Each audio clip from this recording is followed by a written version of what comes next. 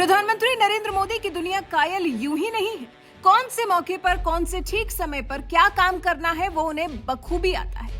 उन्हें पता है कि कब मारी गई चोट, कब किया गया प्रहार, कब दी गई सलाह बिल्कुल सही जगह पर फिट बैठती है।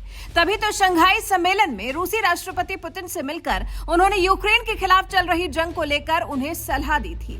पीएम मोदी ने पुतिन को समझाया था कि ये युद्ध का समय नहीं है। शांति स्थापित करने के बारे में दोनों नेताओं के बीच में काफी बात हुई थी, जिसे पुतिन ने समझा भी था। अब पीएम मोदी के इसी कदम की हर तरफ तारीफ हो रही है। जिस तरह प्रधानमंत्री नरेंद्र मोदी ने विश्व में पहल स्थापित करने के लिए सीधा पुतिन से ही बात कर ली, उसके लिए हर तरफ से पीएम मोदी को सराहना मिल रही है। अमेरिका और फ्रांस ने प्रधानमंत्री नरेंद्र मोदी के इस कदम की प्रशंसा की है। अमेरिका के राष्ट्रीय सुरक्षा सलाहकार जैक सुल्लिवन के मुताबिक पीएम मोदी ने समरकंद में रूसी राष्ट्रपति पुतिन से जो कहा वो पूरी तरह से सही था। व्हाइट हाउस की तरफ से कहा गया है कि पीएम मोदी ने रूसी राष्ट्रपति व्लादिमीर पुतिन को संदेश दिया वो पूरी तरह से सही है। अमेरिका इस बयान का स्वागत करता है। प्रधानमंत्री मोदी ने जो कहा वो पूरी तरह सही है। सुल्लिवन ने कहा, भारतीय नेता की ये टिप्पणी सराहनीय है, जिससे रूस को ये संदेश दिया गया है कि अब युद्ध समाप्त होने का समय आ गया है। वहीं फ्रांस के राष्ट्रपति इमैनुअल मैक्रोन ने यूएनजीए में पीएम मोदी की तारीफ करते हुए कहा, पीएम मोदी ने समरकंद में सही कहा था कि ये समय युद्ध का नहीं है, पश्चिम से बदला लेने का या पूर्व के खिलाफ पश्चिम का विरोध करने का समय नहीं है। ये हमारे जैसे संप्रभु राष्ट्रों के सामने आने वाली चुनौतियों का सामना करने का समय है।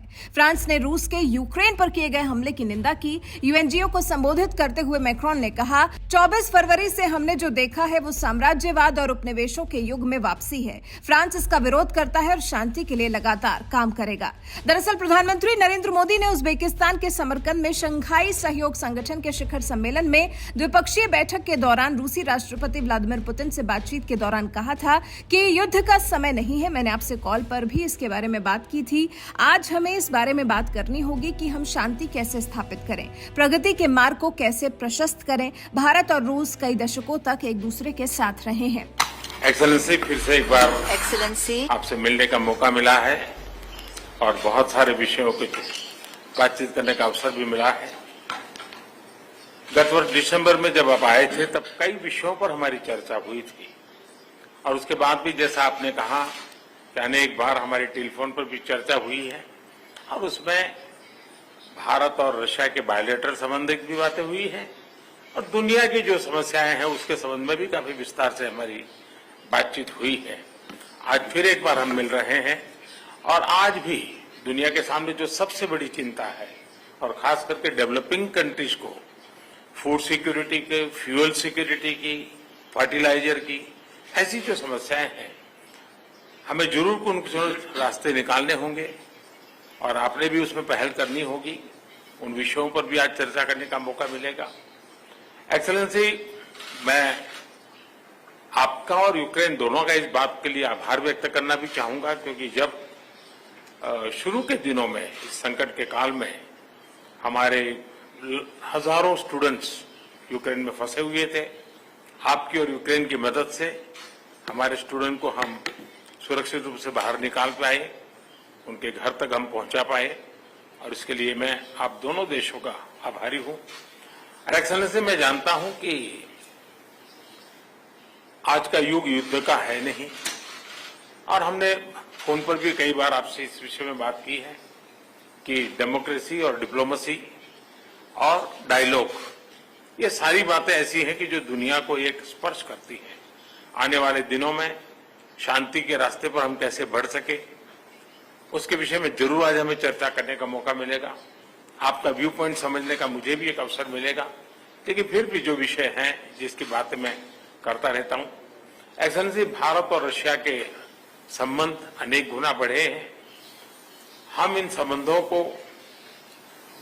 इसलिए भी महत्व देते हैं कि हम एक ऐसे मित्र रहे हैं जो पिछले कई दशकों से हर पल एक दूसरे के साथ रहे हैं और पूरी दुनिया भी जानती है कि भारत के साथ रशिया का नाता कैसा रहा है और रशिया के साथ भारत का नाता कैसा रहा है और इसलिए दुनिया के मन में भी ये बात है कि एक अटूट मित्रता है।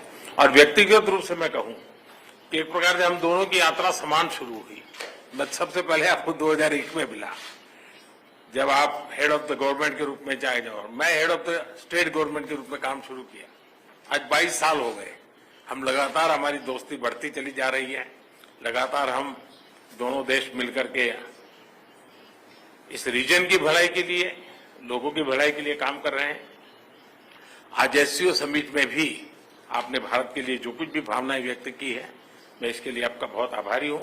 एक्सेलेंसी, मुझे विश्वास है कि आज की हमारे बायोलेटरल भी, आज की हमारी बातचीत भी आने वाले दिनों में हमारे संबंधों को भी गहरे करेंगे, विश्व की जो आशा अपेक्षाएं हैं उसको पूर्ण करने में भी बहुत काम आएगी, ऐसा मुझे पूरा भरोसा है। मैं फिर एक बार आज समय निकालने के लिए। इसके बाद पीएम मोदी की बातों का सम्मान करते हुए पुतिन ने भी कहा था, मैं यूक्रेन संघर्ष पर आपकी स्थिति जानता हूं, मैं आपकी चिंता समझता हूं, मैं जानता हूं कि आप इन चिंताओं को समझते हैं। हम चाहते हैं कि ये संकट जितना जल्दी हो सके खत्म हो, लेकिन जो दूसरी पार्टी है यानी कि यूक्रेन, वो संवाद प्रक्रिया में शामिल ही नहीं होना चाहते हैं। वो कहते हैं कि वो अपने लक्ष्यों को युद्ध के मैदान में हासिल करना चाहते हैं। हम इस बारे में पूरी गतिविधि से आपको अवगत कराते रहेंगे।